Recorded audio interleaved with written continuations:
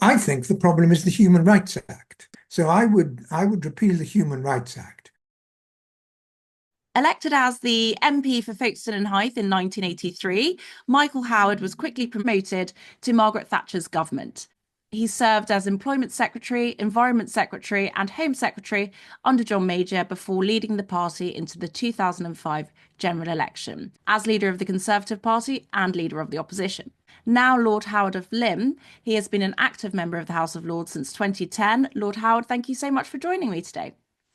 Thank you for inviting me. So, you were a conservative from a very young age. So, you were one of the special few who saw the light. What drew you to conservatism and why are you a conservative? Well, actually, there were quite a few people who saw the light, particularly in those days. Um, well, first of all, I wasn't a socialist. Secondly, my parents ran a small business, and I could see the importance of private enterprise to create jobs and create wealth and so on. Not we weren't particularly wealthy, but for the country. And Winston Churchill was my great hero. Now he was a rather maverick conservative in many ways, but he was a conservative at the time that I was started to grow up. Well, he's a great person to have as a hero, and a hero to many, I'm sure. So you served as the MP for Folkestone and Hythe for 27 years. What do you think of the current polling showing that your old seat will go to reform at the next election?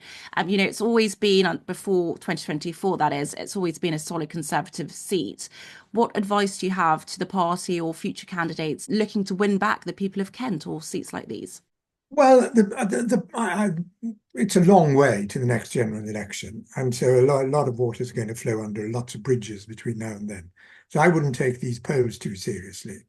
The Conservative Party as a whole has to make clear what its values are, and when we get closer to the election, what its policies would be for putting Britain back on a path to prosperity, which the current government certainly aren't doing. And individual candidates, I hope they will be appointed quite early in this parliament, have to work very hard, making themselves known in the community they seek to represent, um, making it clear that people know how they would help them, and making it clear that people recognize them and know who they are. Absolutely. And I think, a lot of people in the party are advocating for selecting early just because it does mean that you have some type of incumbency and name recognition.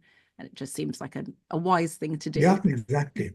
So you were called to the bar in 1964 and specialised in employment and planning law, two extremely pertinent issues that we need to tackle today. On employment, we know that Labour always leave unemployment higher than when they found it, and Rachel Reeves' budget has already resulted in 300,000 expected retail redundancies, unemployment up to 4.4%. So it's likely that the Reeves budget will put more strain on the ballooning welfare bill. And so far, Labour's only original solution has been to reduce PIP for those with disabilities. What do we as Conservatives need to be doing to get more people into work? I think we have to have a radical look at the system in a way in which the current government hasn't. And we have to make sure that it does create incentives for people to get to work and some disincentives for those who are a bit work shy, and there are some of them. And I do think we need to just take a radical look at the welfare system. This current change, which we've seen in the last couple of weeks, was very rushed, and has all the hallmarks of being a last-minute rush job with all sorts of messy compromises between the Treasury and the Department of Work and Pensions. That's not the way you do it. You've got to think it through properly. And to be fair, the last government had, and it had quite an ambitious measure of reforms, which it wanted to put into place, didn't quite have time before the election. That's true. And I think Labour are adopting a few of them, like the right to try. They've kind of named it something else, but Yes, some of them, yes. yeah, which is good. But you'd think after 14 years in opposition, they would have had some ideas of their own, but perhaps it wasn't a priority so much for them. And on Should have been. It should have it sh- been. should have been. Yeah, absolutely agree. And, on employment, something that I think is rarely discussed is the incredibly low salary levels that we have just across the UK. And we have a lot of people in work who try to keep their salaries low because of certain income tax thresholds or childcare credits. Obviously, squeezing employers, as the Reeves budget has already done, doesn't help. But what can we do in this country to kind of shift the culture into that of a higher salary culture and less dependent on welfare or state intervention? Obviously, income tax thresholds do need to be looked at, but is there anything else that we should be doing? Well, I don't think there's any silver bullet. I think income tax thresholds play a part. I think the welfare system is very important in this regard. And we need to get our economy growing. That is the only way. Now, everybody says this, but what the Labour have done is to make it very difficult for the economy to grow, almost impossible for the economy to grow. And the last government, which is much maligned for many things, did create an awful lot of extra jobs. So in terms of creating extra jobs, it had quite a good record. Absolutely, that's so true. And it's something that people don't really talk about. Obviously, there's a lot of other noise, but there were some things that Indeed. we did well. Yeah. And talking about noise, obviously, we're talking a lot at the moment on the environment and net zero. And now you served as Environment Secretary between 1992 and 1993 and famously convinced the US to participate in the Earth Summit in Rio. You've since said that we need to reduce our dependency on fossil fuels. So, what are your thoughts on Kemi Badenoch's net zero speech this week, where she kind of advocated for a pragmatic hybrid approach? Do you think that's the best way forward? I do. I support Kemi's speech. I don't think we should try and get to net zero by making people wear hair shirts. I think we've got to bring people with us. And I personally think that the biggest contribution towards achieving net zero will come from technology.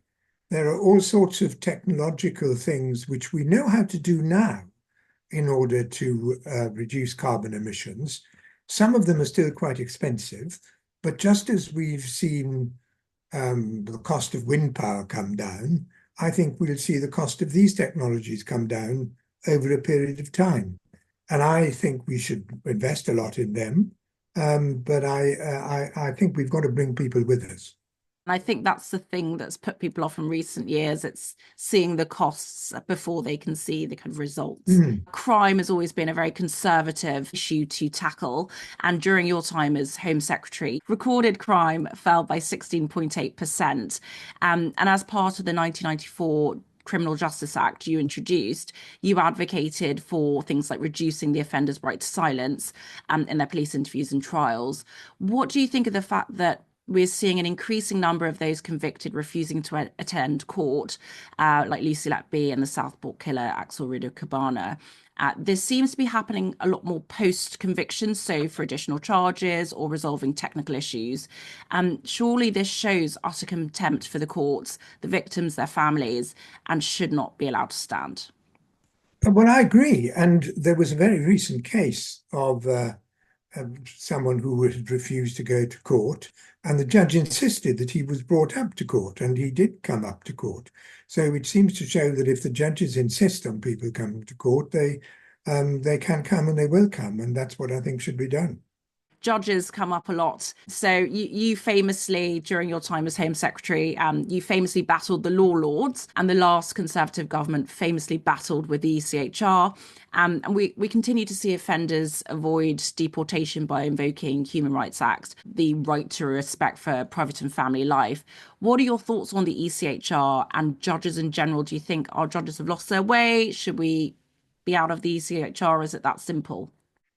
I think the problem is the Human Rights Act, and I would repeal the Human Rights Act. I think judges come to all sorts of decisions which I wouldn't personally agree with. But the problem is that the Human Rights Act brought judges into the area of balancing conflicting rights in a way which I think ultimately should be for elected politicians to decide. So I would repeal the Human Rights Act. Once you've repealed the Human Rights Act so that our judges no longer have to apply the Convention on Human Rights, then it is true I would, for at least for a period, I would leave the ECHR where it is, because people can go there. Other countries which are subject to the ECHR seem to manage perfectly well. The arrangements for enforcing ECHR decisions rest essentially with the governments of the member states to the convention. So I think the ECHR can be dealt with. If it proves to be very problematical, I have no doctrinal objection to leaving, but I think it's a last resort. I don't think it's the first resort. I think the thing to do would be to repeal the Human Rights Act. And that makes sense, because that obviously was Tony Blair that introduced that act and enshrined the ECHR in it. Wouldn't you see, it wouldn't involve getting rid of any international obligations or withdrawing from any international treaties. It's a UK law, and what Parliament made into law, Parliament can repeal. Well, we'll put that in the policy renewal plan for Kemi and the shadow cabinet, because I think that's a great idea. So, talking about, criminal justice, and this is a bit more of a niche issue, perhaps. Well, not for Conservatives, definitely not.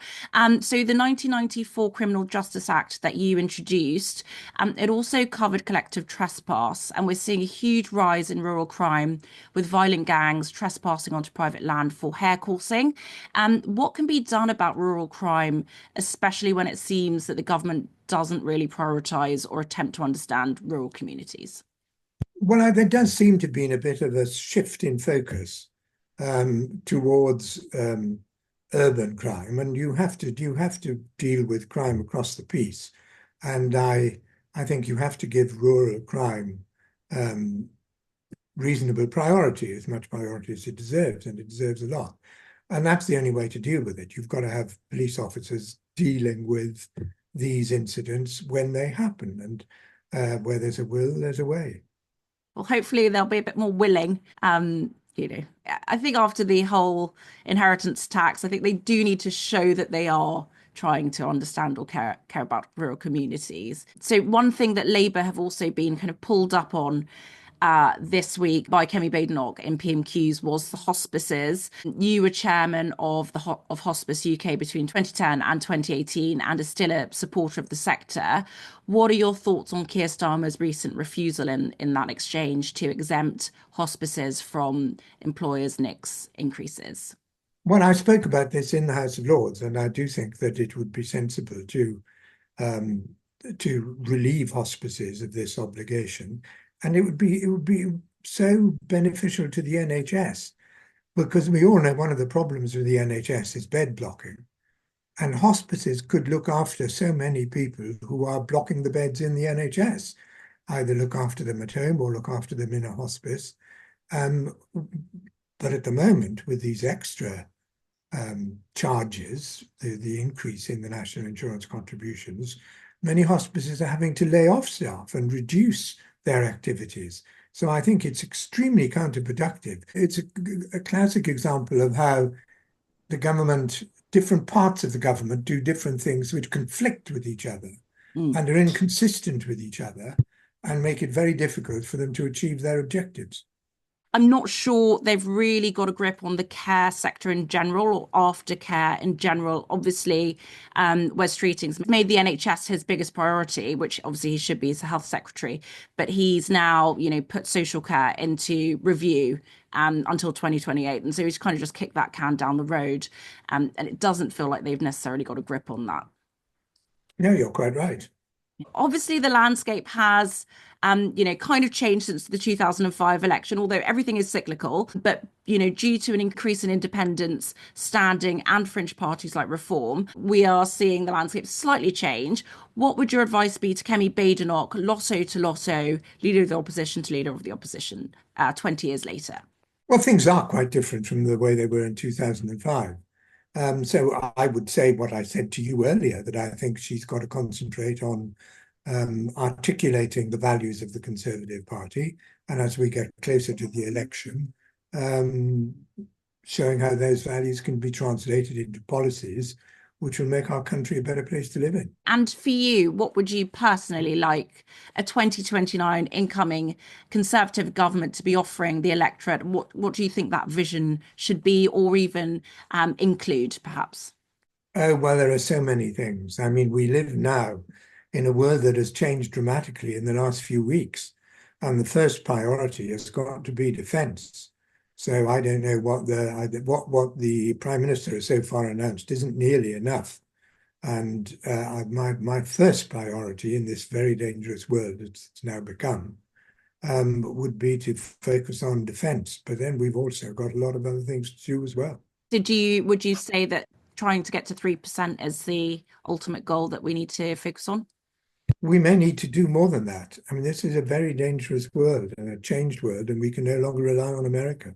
Lord Howard, thank you so much for joining me today. Just before you go, what would your advice be as a YC alumnus? What would your advice be to young people wanting to get involved with the Conservative Party or in politics more generally?